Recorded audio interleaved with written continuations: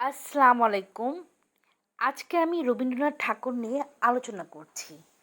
বিশ্বকবি রবীন্দ্রনাথ ঠাকুর 1861 সালের 7 মে, 25শে বৈশাখ 1268 কলকাতার জোড়াসাঁকো ঠাকুর বাড়িতে জন্মগ্রহণ করেন। তার 9টি ছদ্মনাম পাওয়া যায়। 1. ভানুসিংহ ঠাকুর, 2. অকপট চন্দ্র ভাস্কর, 3. আন্নাকালী পাকরাশি, 4. ষষ্ঠীচরণ দেব শর্মা, বাণী বিনোদ, বিদ্যা বিনোদ, শ্রীমতী কনিষ্ঠা, শ্রীমতী মধ্যমা, দিকশূন্য ভট্টাচার্য, নবীন কিশোর শর্মন। উপাধি গুরুদেব বা কবিগুরু। তিনি পিতা দেবেন্দ্রনাথ ঠাকুর ও মাতা শারদা সুন্দরী দেবী এর ছেলে। তিনি ছিলেন পিতামাতার চতুর্দশ সন্তান। বিদ্যালয়ে শিক্ষা লাভ করেননি। গৃহশিক্ষক রেখে বাড়িতে শিক্ষার ব্যবস্থা করা হয়েছিল। আমরা দেখি তার রচিত আমার সোনার বাংলা গানটি বাংলাদেশের জাতীয় সঙ্গীত। প্রথম জীবনে বিহারীলাল চক্রবর্তীর অনুসারী ছিলেন। তার কবি কাহিনী 1878, বনফুল 1880, ভগ্ন হৃদয় 1881 কাব্য তিনটিতে বিহারীলালের প্রভাব সুস্পষ্ট। তাকে প্রথম বিশ্বকবি উপাধি দেন পণ্ডিত রোমান ক্যাথলিক ব্রহ্মবান্ধব উপাধ্যায়। তাকে গুরুদেব উপাধি দেন মহাত্মা গান্ধী। 1878 সালে প্রথমবার ইংল্যান্ড ভ্রমণ করেন। 1883 সালের 9 ডিসেম্বর ঠাকুরবাড়ির অধ্যস্তন কর্মচারী বেণীমাধব রায় চৌধুরীর কন্যা ভবতারিণীর সঙ্গে বিয়ে হয়। প্রথম বিবাহিত জীবনে ভবতারিণীর নাম হয়েছিল মৃণালিনী দেবী। 1901 সালে শান্তিনিকেতনে ব্রহ্মচর্যাশ্রম নামে একটি আবাসিক বিদ্যালয় স্থাপন করেন, যা 1921 সালে বিশ্বভারতী বিশ্ববিদ্যালয়ে পরিণত হয়। হিন্দু মুসলমানের মিলনের জন্য রাখি বন্ধন উৎসবের প্রচলন করেন। শ্রাবণ মাসের পূর্ণিমা তিথিতে ভাইয়ের হাতে বোনের বেঁধে দেওয়া মঙ্গলসূত্রকে রাখি বন্ধন বলে। 1941 সালের 7 আগস্ট তিনি মারা যান। রবীন্দ্রনাথ 8 বছর বয়সে প্রথম কবিতা লিখেন। 1874 সালে 13 বছর বয়সে তার কবিতা অভিলাষ তত্ত্ববোধিনী পত্রিকায় প্রকাশিত হয়। 1878 সালে মাত্র 17 বছর বয়সে প্রথম কাব্যগ্রন্থ কবি কাহিনী প্রকাশিত হয়। রবীন্দ্রনাথের সাহিত্যকর্মের মধ্যে রয়েছে 52টি কাব্যগ্রন্থ, 13টি উপন্যাস, 38টি নাটক, 36টি প্রবন্ধ, 95টি ছোট গল্প এবং 1915টি গান। কাব্যগ্রন্থ। এখন আমরা বিশ্বকবি রবীন্দ্রনাথ ঠাকুরের কাব্যগ্রন্থ নিয়ে কী কী তা নিয়ে আলোচনা করছি। 1. কবি কাহিনী। এটি প্রকাশিত হয়েছিল 1878 সালে ভারতী পত্রিকায়। 1284 সংখ্যায় এর কবিতাগুলো প্রকাশিত হয়। 2.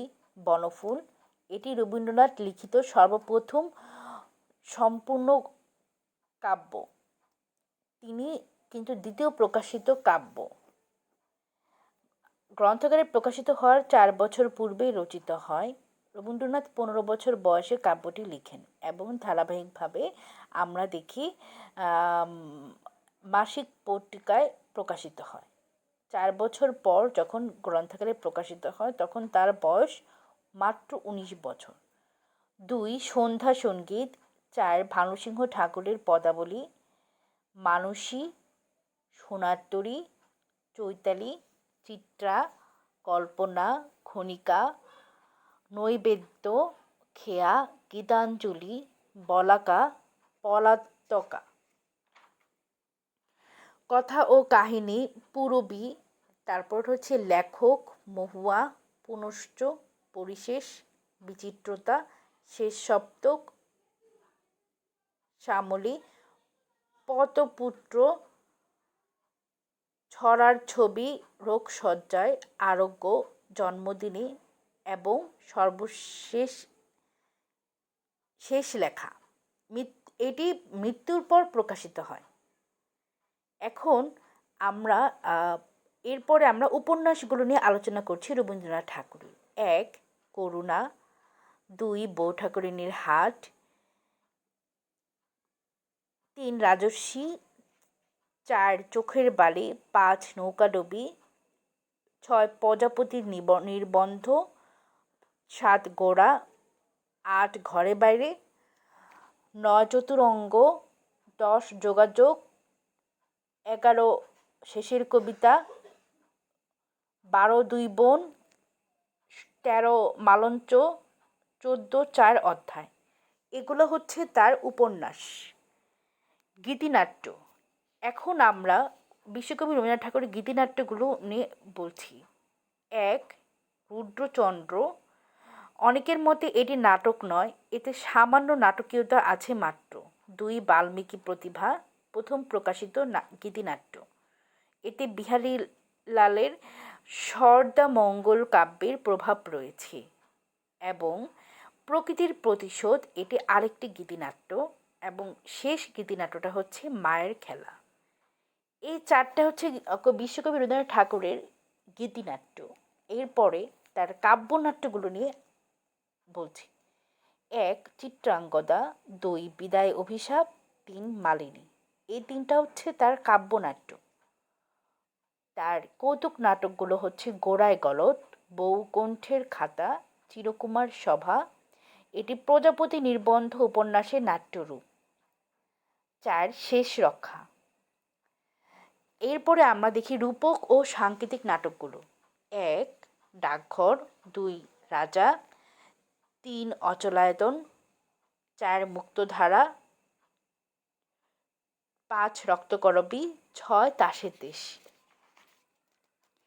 এগুলো হচ্ছে তার রূপক ও সাংকেতিক নাটক।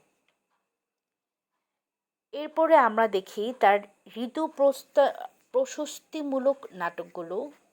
১. শরদোৎসব, ২. বসন্ত, ১৯২৩ সালে এটি কাজী নজরুল ইসলামকে উৎসর্গ করেন এই বসন্ত নাটকটি। ৩. ফাল্গুনী, ৪. সুন্দর, ৫. শেষ বর্ষণ। এরপরে আমরা দেখি নৃত্যনাট্য। নৃত্যনাট্য হলো গীতিনির্ভর নাট্যধর্মী নৃত্য। নানা কাহিনী অবলম্বনে এই নৃত্য নির্মিত হয়। ১. নটীর পূজা। এই নাটকে প্রথম অভিনয়ের সাথে নাচ ও গানের প্রয়োগ ঘটান। ২. চণ্ডালিকা, ৩. শ্যামা। আজকে আমরা রবীন্দ্রনাথ ঠাকুরের